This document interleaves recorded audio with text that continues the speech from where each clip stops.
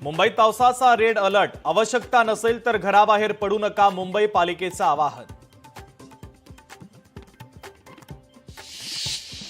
नांदेडमध्ये मुखेड तालुक्यात 5 ते 6 तालुक्यांना पुराचा वेढा, एनडीआरएफ कडून युद्ध पातळीवर बचाव कार्य सुरू.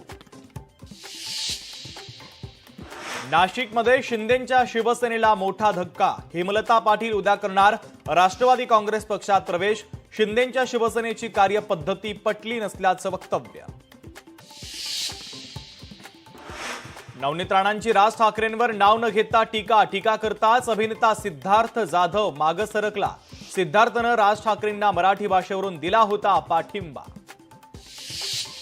आनंद पाटील ओमराजे निंबाळकर यांच्यामधील वाद चिघळला. आनंद पाटील निंबाळकरांवर अब्रू नुकसानीचा दावा करणार, तर दुसरीकडे निंबाळकर आनंद पाटलांवर खंडणीचा गुन्हा दाखल करणार.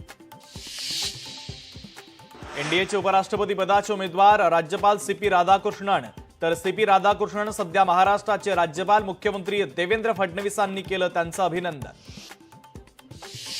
राज्याच्या राज्यपालांना उपराष्ट्रपती पदाची संधी, याचा आनंद. शिवसेना उद्धव बाळासाहेब ठाकरे पक्षाचे नेते खासदार संजय राऊतांचं वक्तव्य.